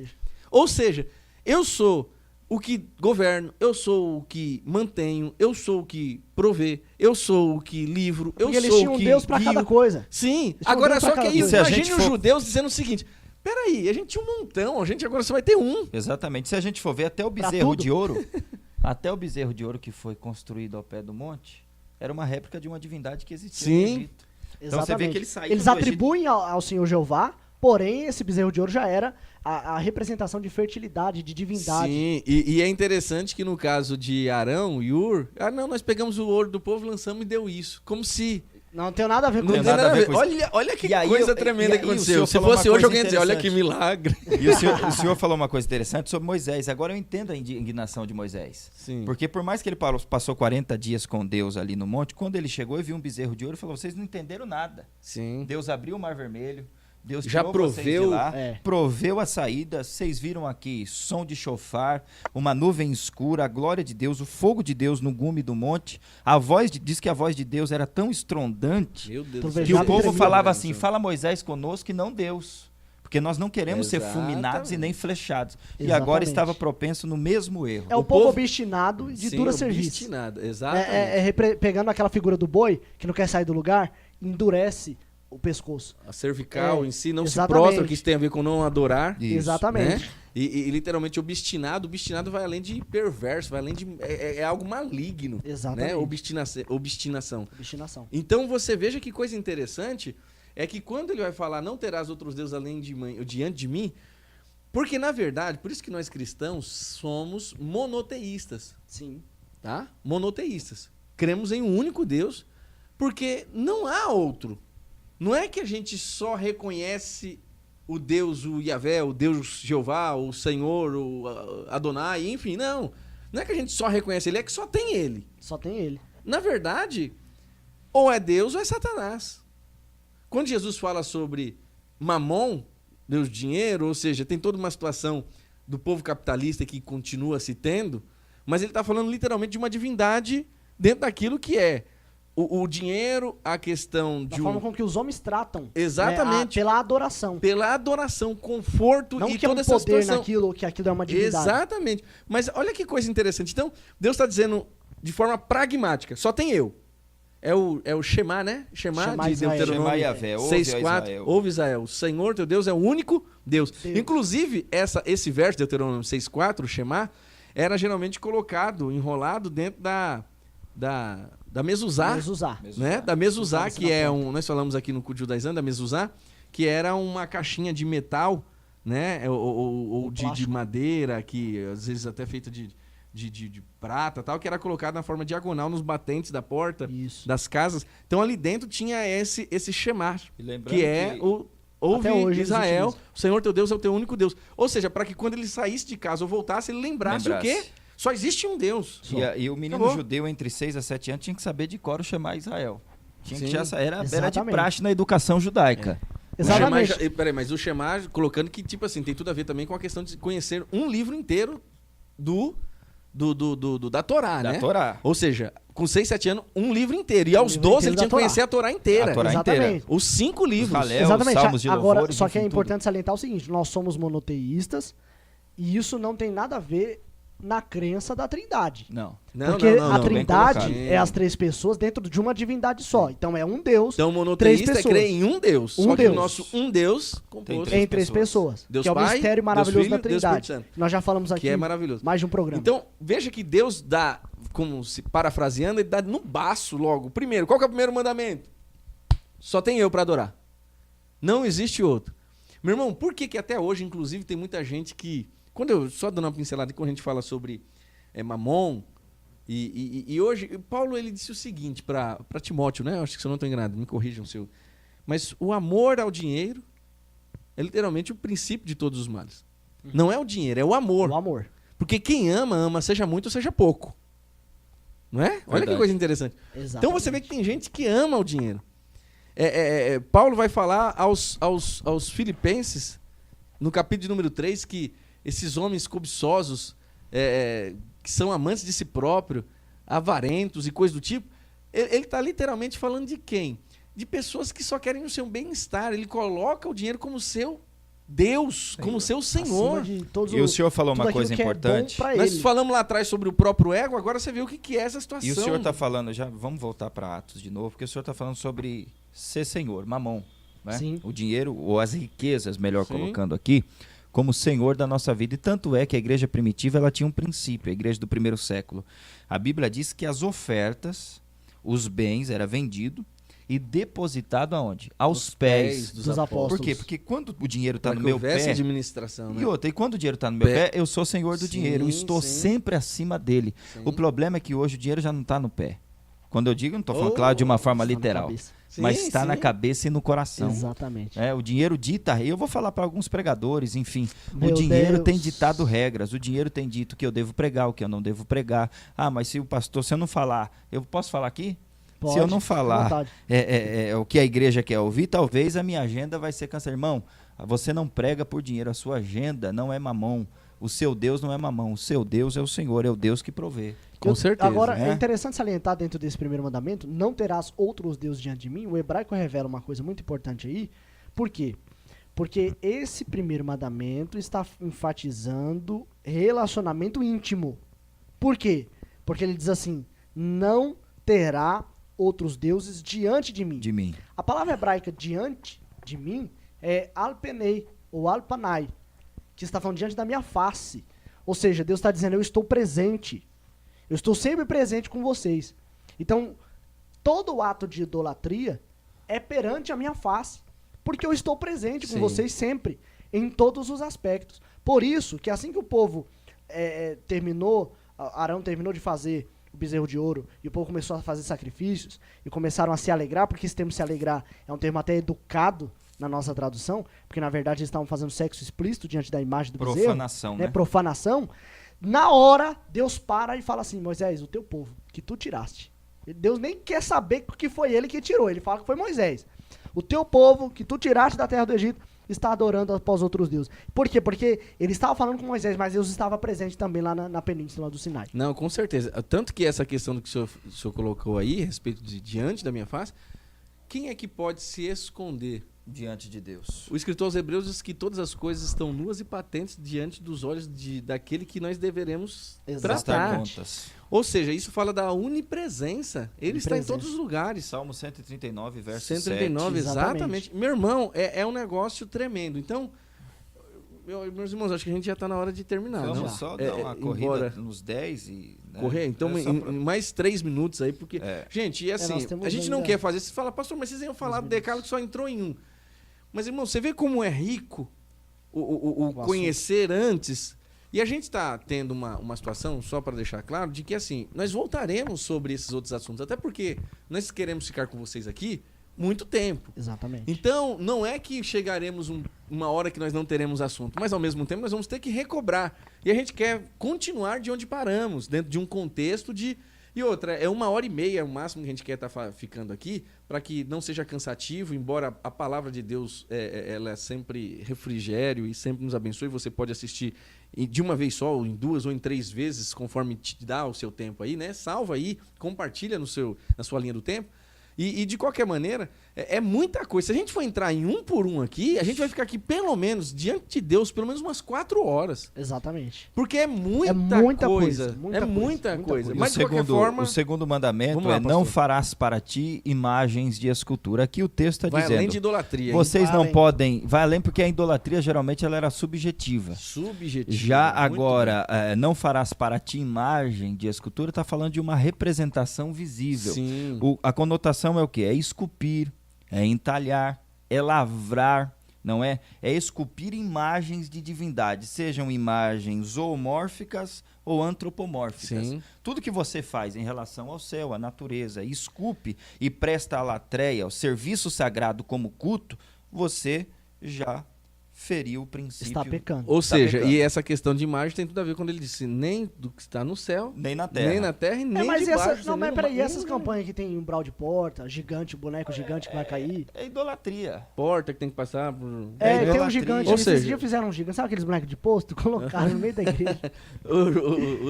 o E aí, Golias, e ele veio derrubaram. dar visão lá e... pô, É. Irmão, Eu queria saber não, como funciona isso. é porque a gente é atraído pelo que vê, né? Sabe aqueles tal dos... Nós Pois somos é. professores, não tem aqueles alunos que são visuais, É. né?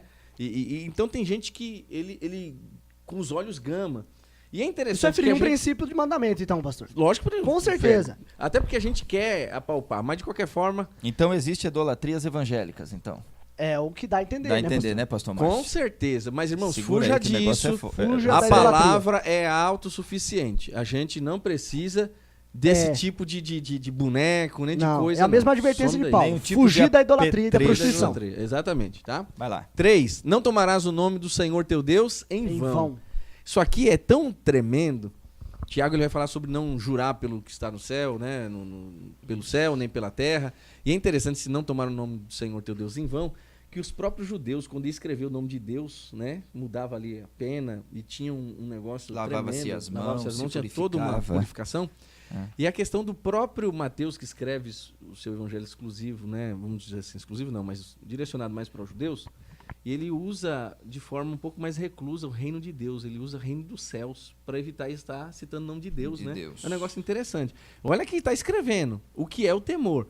Então, inclusive, queridos, tome cuidado. A gente precisa de vigiar muito, mas fica aqui um alerta sobre as brincadeiras com o nome de Sim. Deus, línguas estranhas, coisas do tipo, porque a Bíblia diz que toda palavra ociosa que sai da nossa boca, nós deveremos um dia prestar conta. E esse Exatamente. contexto aí Tudo. fala de tom. Pensamento, palavras e ações. E ações. Exatamente. Então, você vê como que é rico. A gente tá dando uma pincelada aqui, mas só para você ver e para quem prega, isso aqui é feedback de muita pregação. Quando Verdade. fala sobre o nome de Deus, fala tomar o nome sem valor ou sem resultado. Exatamente. Aquele De forma senso de totalmente desnecessária. reverência, de responsabilidade com o nome de Deus. Lembra-te, quarto, lembra-te do dia de sábado para o santificar.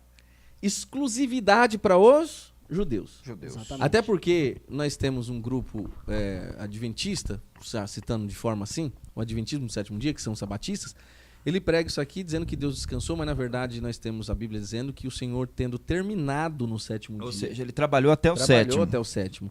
Aí Pronto. ele descansou. E esse descansar não é que Deus descansou, mas descansou da Cessar a sua obra. obra. Cessou a obra.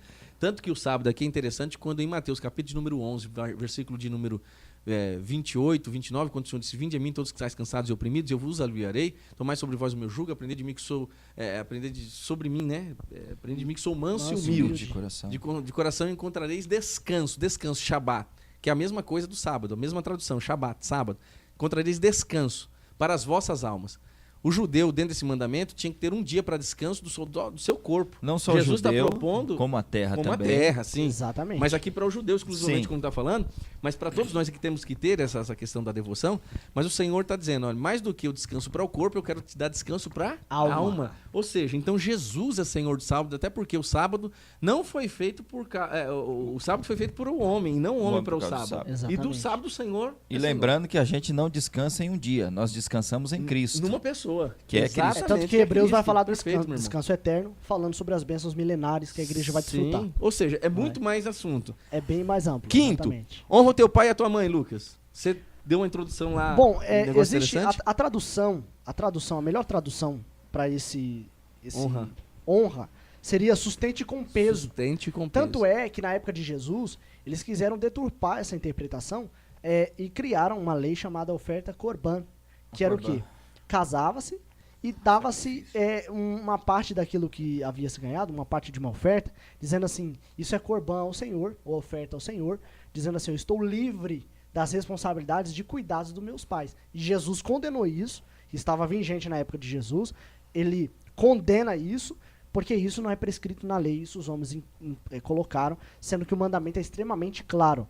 Sustente com peso. Sustente com E esse peso. sustentar tem a ver literalmente com a palavra honrar, que é um peso tão assim que pai, como genitor, dentre grandes duas aspas, colocado como se na figura do próprio Deus.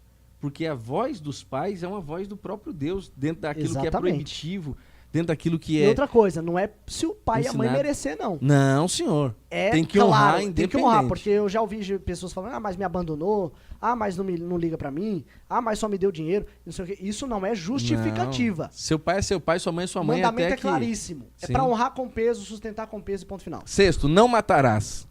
É interessante isso aqui. Esse matar... No hebraico tá não assassinarás. Não assassinarás. Isso aí isso vai gerar em torno de muitos aspectos. Quando a gente fala em matar ou homicídio, a gente vai lembrar só de vida. Tirar a vida, física, propriamente dito. Mas isso envolve muito mais essa. Porque, infelizmente, irmãos, nós temos pessoas que estão dentro de um âmbito denominacional que tem cara de Abel, mas o coração ainda é de Caim. Então ele assassina o irmão em formas de palavra, em formas de atitude. Os sonhos ao invés de ser trigo, é o trigo bastardo, que é o joio. É o bastardo. Ali junto, mas está matando.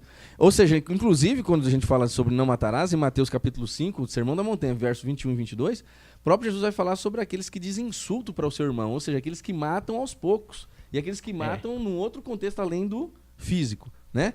Não adulterarás. Meu Deus do céu, isso aqui daria uma outra aula fantástica. Outra aula sobre não adulterarás. Adulterar significa violar. Violar a lei, né? Quebrar princípios. É misturar o original. Misturar o original. É miscigenar, né? Então, geralmente quando a gente fala de adultério, a maioria também faz essa associação só com a área sexual. Sim. Mas isso vai muito além. Embora aqui tenha uma questão que é literalmente da mulher, do que gado, da cobiçar. Exatamente. Mas essa palavra propriamente dita, não adulterarás, ela abrange um aspecto até muito porque, grande. só dando uma breve pincelada, quando a gente fala sobre adulterar, que é violar, quando alguém adultera dentro do seu casamento, ele já adulterou teologicamente faz tempo. E o pior adultério é o de texto bíblico. É o bíblico. Onde entra o que Jesus falou. Se os antigos disseram que se adulterar no ato, é pecado. Agora eu digo, se um homem olhar, desejar, com ela já adulterou. Aí já vai entrar a punição, que a graça é mais severa do que a lei. Porque a lei volta dizia... ao assunto que a gente estava falando. A graça é mais difícil. Por que a graça é mais difícil? Porque a graça não é o ato em si, é o pensar. Por quê? É a intenção. Porque a graça elevou o nível de relacionamento. Sim, não é com verdade? certeza. Muito é interessante. Mas vamos lá. Então, o oitavo, não furtarás. Tem uma tradução literal que diz assim, não sequestrarás. Olha que coisa. É a tradução Ou seja, literal. o furto não é tirar apenas sem o outro ver. Tomar posse daquilo que é do outro e exigir algum valor em troca. Isso é complicado. Olha que coisa. Vamos, então, não furtarás. O nono, não dirás falso testemunho. Isso. Ou seja, tem a ver com a questão de não mentir uns para os outros. Entra uma lei básica dos judeus, que eles chamam de Lashon Hará. Lashon Hará é a língua maldita, aquela língua que profere palavras falsas contra outras pessoas, perniciosas. Inclusive, quando o pessoal fala sobre negócio de fofoca, diz que é o seguinte, fofoca é inventar inventar uma mentira. Mas quando você está falando de verdade, pode sair falando.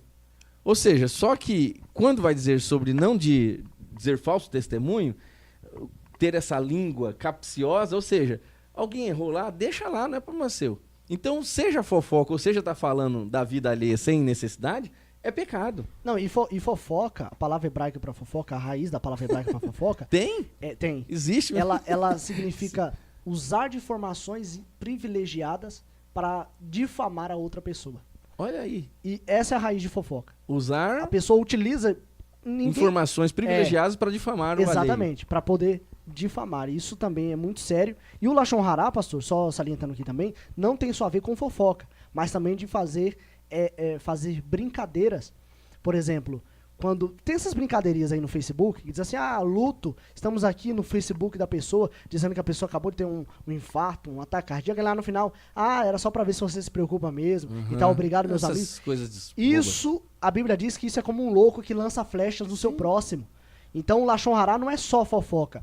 São brincadeiras que mexem com o sentimento das outras pessoas. Vai muito além. E outra, o testemunho para o judeu, ele tinha um valor muito significativo, tanto é que não poderia ser uma única testemunha com o seu próximo. No mínimo 3. No mínimo 3. Tá? Então, o que é um testemunho ou uma testemunha? Aquele que vê sabe e relata fielmente o que aconteceu. Sim. Isso que é testemunho de verdade. Agora e aquelas mantém. que são pagas como Jezabel, no caso de Jezabel? E o próprio Jesus já sentiu não é isso. testemunho. Se a gente for ler os evangelhos, a gente vai ver que, claro, tem todo o plano da redenção que ele entregou a si mesmo, mas a Bíblia diz que o entregaram por inveja e arrumaram falsas testemunhas ali. Para dizer que exatamente. Pretório, Tudo em torno do dinheiro. Inclusive tirado Tá. o Tudo em torno do dinheiro. O 10º, não cobiçarás, né? Não cobiçarás. E isso aqui é importante, pastor, esse negócio da cobiça, porque a cobiça ela está intimamente ligada à inveja. Exatamente. Porque quem inveja cobiça e quem cobiça inveja ao mesmo tempo. Exatamente. Isso E o cobiçar é um cobiçar uma série de coisas, né? Não é Sim. só um negócio mulher, interessante. é casa, é carro, é a vida, é a personalidade. É a personalidade. E tudo. quando quer ser, não é querer ter o que você tem, é querer ser o que Ser você o que você é. É um negócio terrível, Porque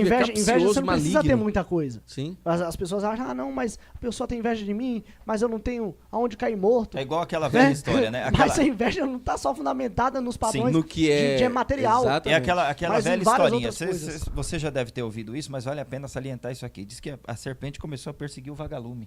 Sim. E Uma ia ilustração lá bastante e interessante. comia tentava comer o vagalume, mordeu o vagalume e aquela coisa toda. O vagalume parou, cansou de tanta serpente persegui-lo, Tanto esconder. de tanto se esconder Correr. e perguntou: serpente, eu não faço parte da sua cadeia alimentar, não estou entendendo porque você está me perseguindo.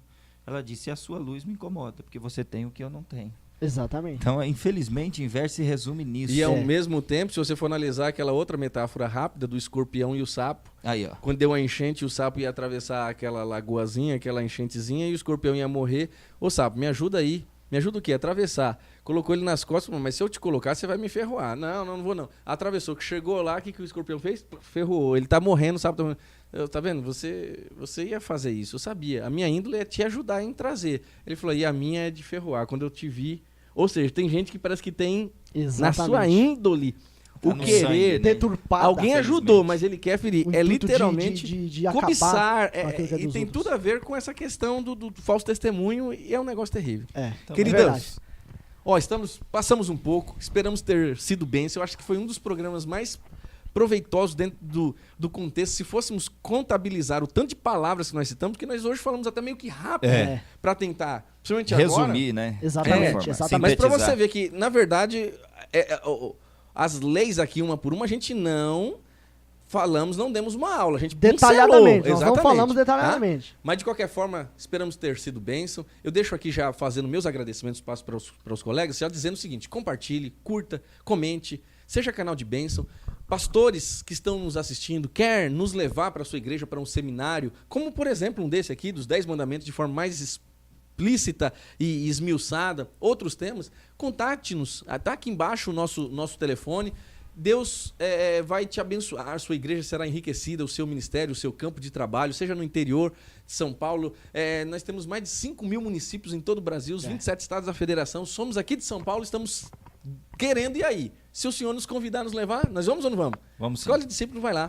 Com certeza. Deus te abençoe em nome de Jesus. Deus abençoe a amigos. todos os irmãos que nos acompanharam e participaram agora dessa aula. Que você possa ser enriquecido e abençoado poderosamente através deste assunto tão maravilhoso que nós expomos aqui. Como o pastor Márcio falou, não de forma detalhada, passamos aqui por cima, de um por um. Mas que Deus abençoe a todos vocês e até a próxima. Nós estamos de volta. Queremos agradecer a todos, que Deus abençoe você, sua casa, sua família. Lembrando que Escola de Discípulos está aqui para orientar. Lembrando você também que o programa ele não é ao vivo, é gravado, tá bom? E nós estaremos aqui sempre trazendo o melhor da teologia, principalmente da Bíblia, do conhecimento bíblico, para enriquecer o seu coração. Acesse a nossa página no Facebook, o nosso canal no YouTube e também a nossa página no Instagram, a Escola de Discípulos. Um beijo no coração, que Deus abençoe a todos, grande abraço. E fica com a gente sempre na Escola de Discípulos. Discípulos. Deus abençoe.